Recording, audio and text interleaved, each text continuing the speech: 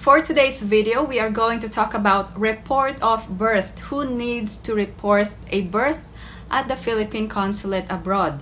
All Filipinos or former Filipinos. If you have a child born abroad, you must report the birth at the Philippine Consulate where the birth took place. All Filipinos or former Filipinos who gave birth abroad or who has a child abroad needs to submit a report of birth. You have two options. You can either visit the Philippine Consulate where the birth took place, or you can mail out the documents. Please take note that you must submit or bring all documents and also the form report of birth. What will happen if you fail to submit a report of birth? There is no penalty if you fail to submit a report of birth. However, there is no record of the child's birth. If you wanted a recognition of your son or daughter's Philippine citizenship. Although your child is automatically a dual citizen, you cannot obtain a Philippine passport because there is no record of birth or report of birth. It also costs more in terms of postage and notary if you keep on delaying submitting the report of birth for your child. I submitted or mailed out a report of birth for my son. I previously verified with the Philippine Consulate in San Francisco because my son was born in Idaho. There's actually a territorial jurisdiction, and they said that they have no record of my son's birth, and they mailed it back to me. So this is just a copy, and then when you mail it out, you should also include a prepaid postage of the priority mail. So here's an actual copy of the envelope, and then the form must be notarized, and the lower portion of the form you just need to leave it blank because they will notarize it at the Philippine Consulate. So this is just a copy, and I'll show you later how to do this, including the cost. Here is the procedure for sending the report of birth at the Philippine Consulate.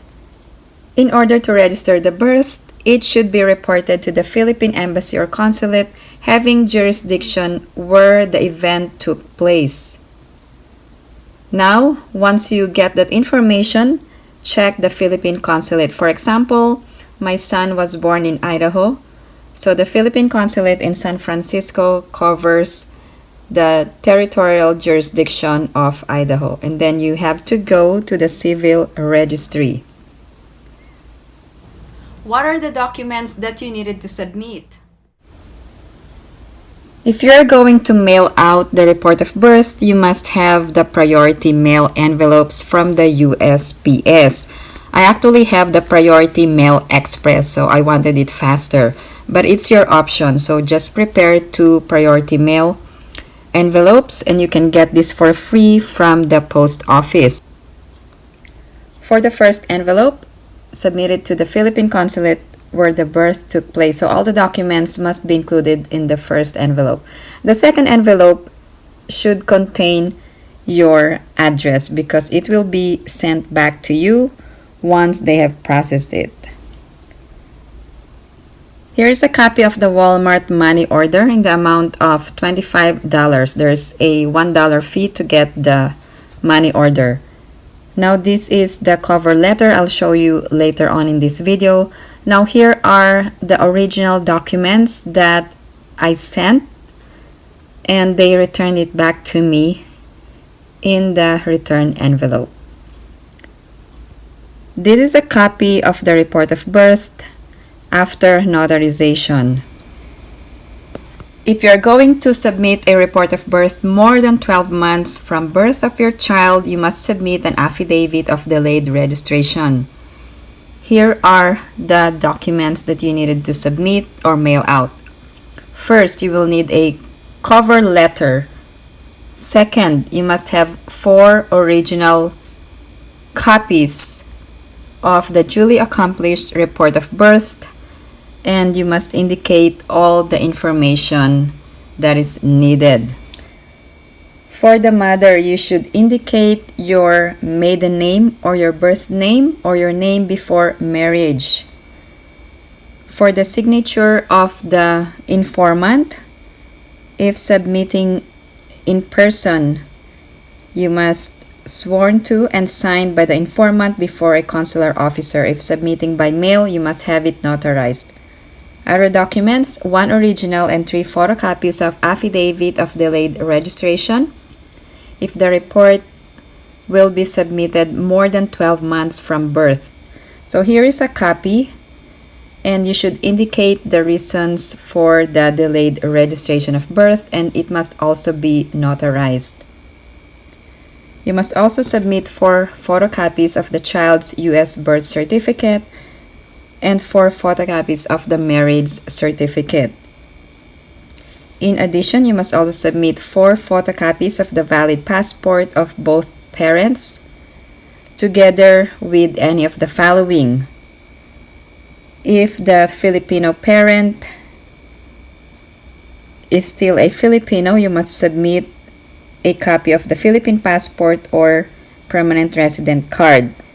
If you have dual citizenship, you must also submit it, and if you were naturalized, you must also submit the naturalization certificate.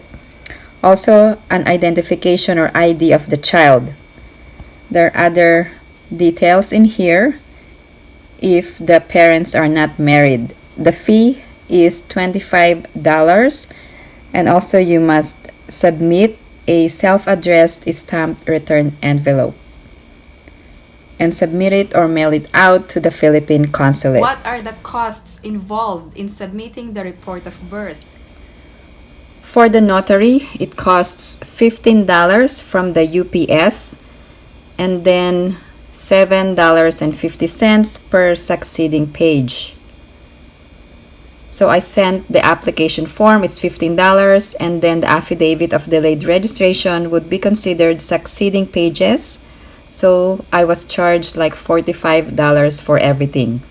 For the money order, it's $25 for the consulate fee and $1 to get the money order from Walmart.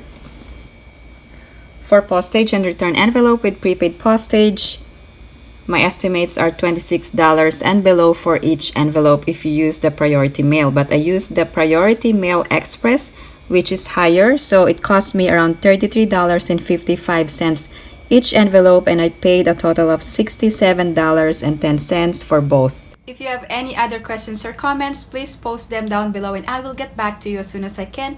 Again, thank you guys for watching, and if you haven't liked this video, please give it a big thumbs up. And if you haven't subscribed to my channel, please subscribe and hit that notification bell. I always welcome new subscribers. Thank you guys for watching. I hope everyone is staying safe and have a great day.